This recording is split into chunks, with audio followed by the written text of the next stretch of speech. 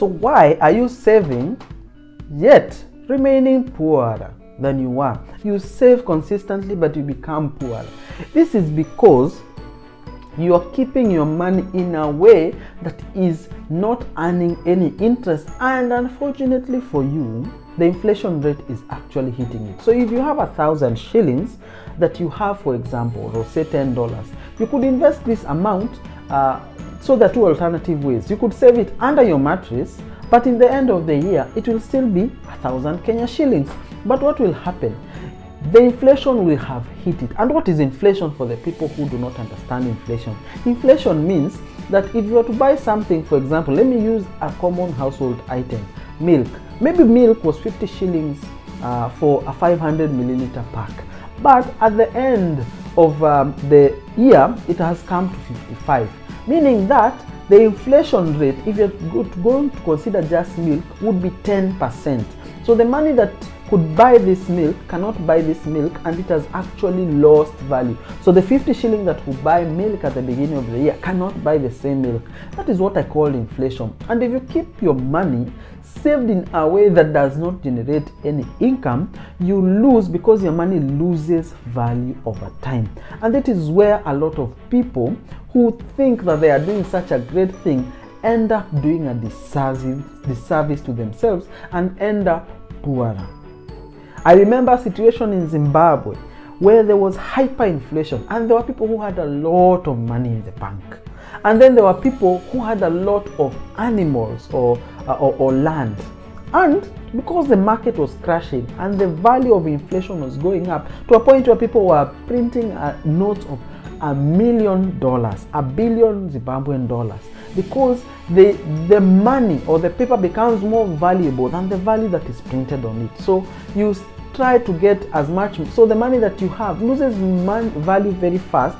But if you had the same amount of value at the beginning of the period in, say, land, even if inflation happens, the value of land goes up because it has to at least track with the inflation rate. And because of the gains, when you have this land as 1 million at the end of the year, at the beginning of the year, it could be 1.2 million at the end of the year because of market demand, because no one is producing new land, and because of inflation pressure, the person selling the land will sell at 1.2 million, meaning that there is a gain. And that is what I'm talking about. Now, when this gain is higher than the prevailing inflation rate, and let us take it as 10%.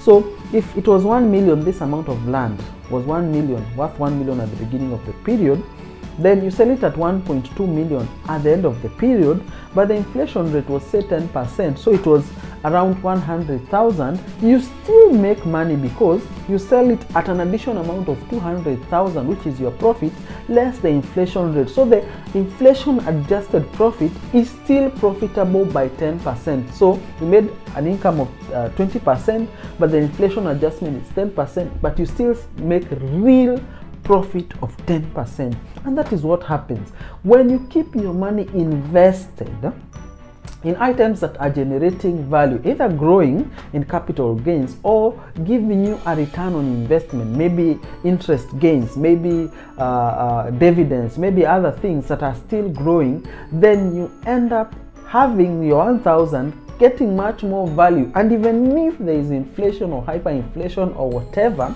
because your money is not pegged in currency, whatever happens to the currency, it does not affect you. So you gain the value. So the people in Zimbabwe who had land and goats and all these things, they were able to hold the value and became billionaires within a very short period of time, because they did not have money, or they did not have money that they assumed was assets but was losing value, but they had land that was holding value, and not only holding value but growing in value.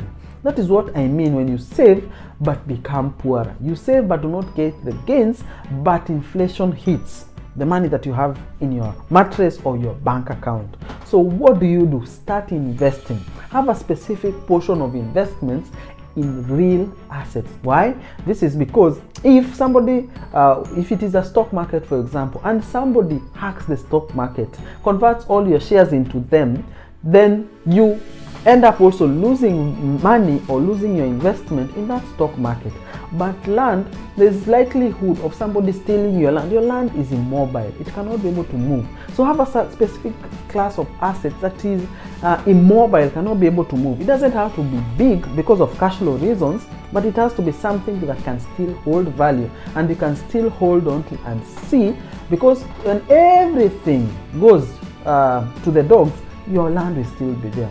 Then things like to do with, say, goats or forestry, things that are gaining value, they are fixed in nature, but they are gaining value or growing it in a specific way. And remember, things to do with goats and cattle, people make money because of how many births are happening or the amount of milk that you are paying or gaining. These are things that are generally going to grow and they are likely going to be affected by market conditions that can be fickle. Remember, the reason that you have currency and you see this value in your currency is because you have trust in your government. But we know sometimes government may not be the most trustworthy institution. Politicians may not be the most trustworthy people. They might start printing money when you enter into an election, so they start printing more money to get money for an election. Then the money that you already have in your matrix or in your account loses value significantly, so you have become poorer. So ensure that you have invested, your money is invested. And even if you were to keep some money in an emergency, like an emergency fund, keep it in a place that is invested but can be able to be liquidated quickly. Things to do with money market funds that can be able to liquidate as fast as 24 hours.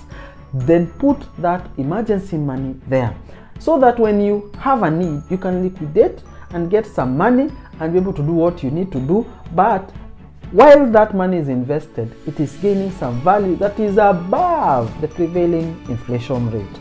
That is why rich people always have specific assets. That is why people are always diversified, because any particular investment or any particular asset may go significantly low in value. You do not want to have all these risks. That is why sometimes I become skeptical when somebody tells me that all the investment is in, say, cryptocurrency. Cryptocurrency goes up and down, up and down. The most prudent people are the ones who have a specific portion of, not say 10% of that amount in this very volatile asset, so that even when it loses value, these other things are gaining value. So all together, they're still balanced and sometimes even growing. That is how you start investing, gain value, and do not become poorer despite saving the money that you already have. I hope that you are learning, you are growing, you're becoming better in your financial affairs, and you subscribe to the channel. Thank you and enjoy your day.